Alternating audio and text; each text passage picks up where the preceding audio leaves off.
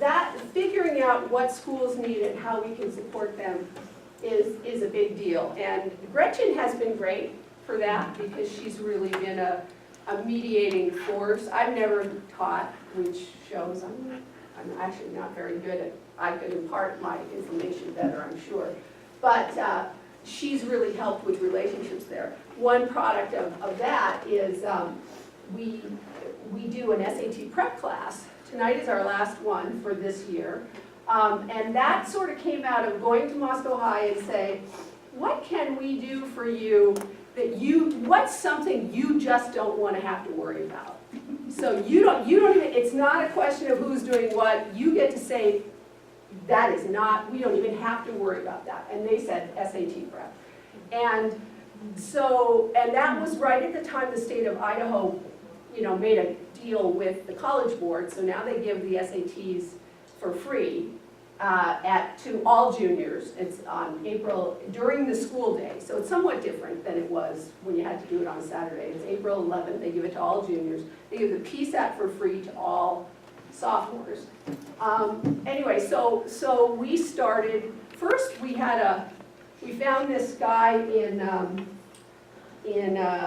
Spokane who had one of those prep classes that was kind of like, we'll help you figure out the test, we'll help you like dupe the test by doing these things.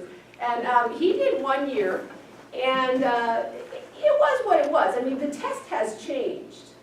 He did the last year of the old test that was the test like our kids did. It's now changed, so it's a little less easy to game. It's a little more, it's actually like the Common Core is what it is. And you don't get, used to be you got points off for wrong answers, so you shouldn't give wrong, I mean, they had all these little tips and tricks you needed to know. Well, they don't have that anymore. It's pretty straightforward. So what we did last year is we got a junior English teacher and a junior math teacher at Moscow High, and we commissioned them, because they can't take money for anything having to do with kids through school. So we commissioned them to come up with a course for the SAT prep, and they did it last year, and we collected the money and we compensated them. And we're doing it again this year, and it's great because not only, they're way invested in it now, and they're invested in, and it really aligns with what they teach.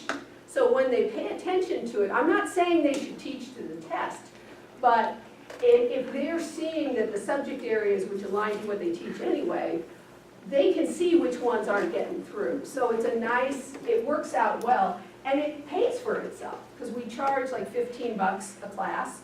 So they each get about $800 out of it, so it works out.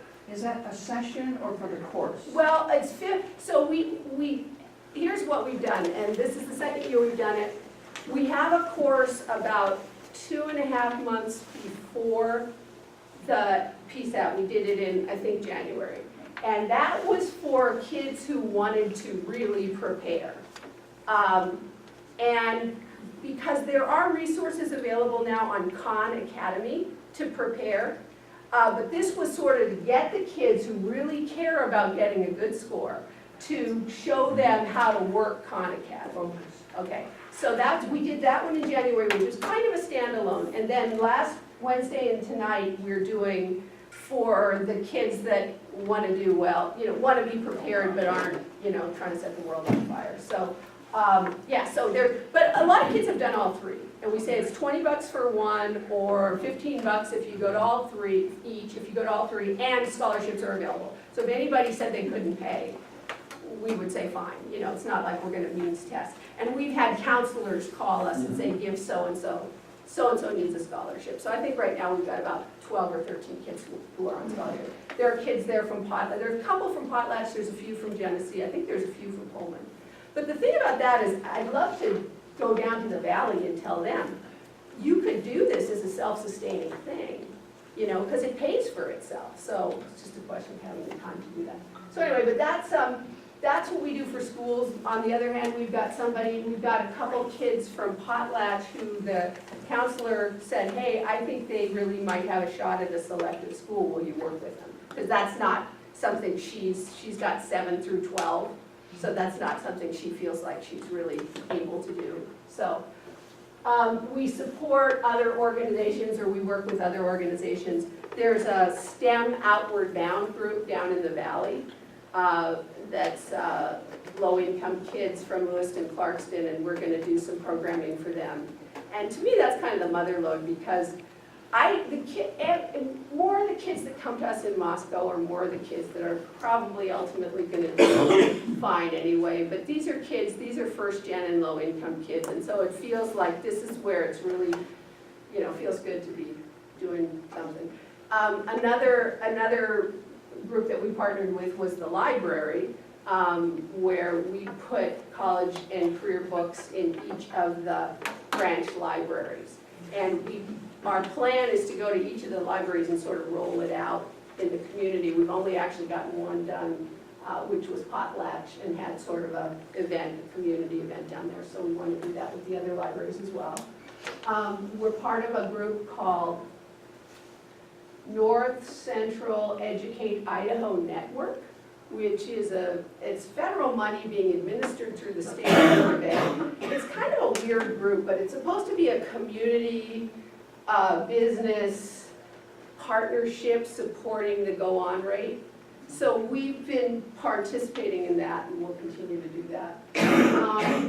So then we support kids and parents. I put all the stuff on the list that I've handed out. I would say that's sort of the stuff that we do for families.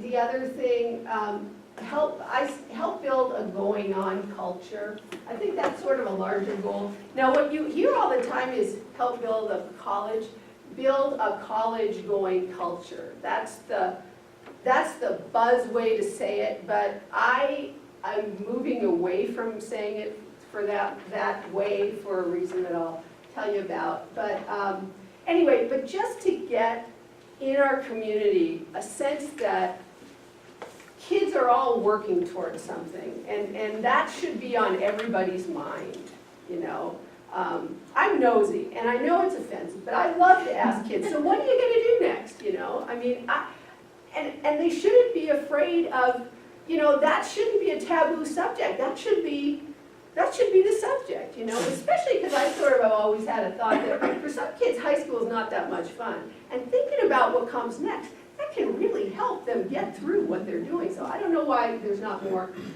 talking about that. So anyway, that's we'd like to be part of building that conversation. Then the last thing is advocating for Palouse students. And I'd actually say it's advocating for rural students, because one thing that I appreciate from coming from a real go-getter college place to sending my son to a college that was a real go-getter place where all of the parents were so involved in their kids, and you realize how different it is for our kids here. You realize how under-resourced they are in so many ways, and it's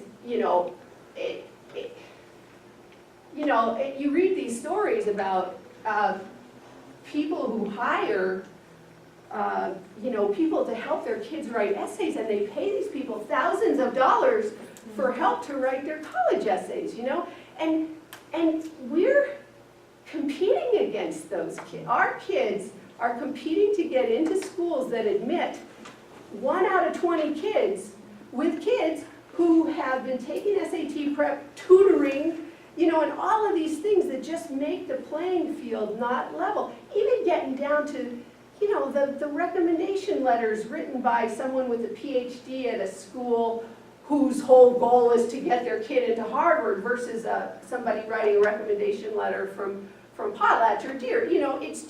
It's not, we don't exist in the same world.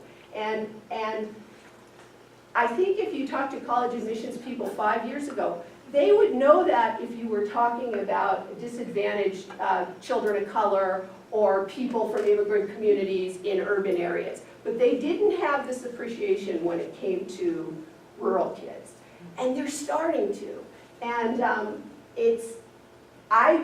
I'm part of a few networks, professional networks, because I have this certificate in college counseling. And I like to be vocal in those networks about how they need to really look at rural kids and look at, and I'm saying rural, I mean, this is a small city, but, they think it's rural.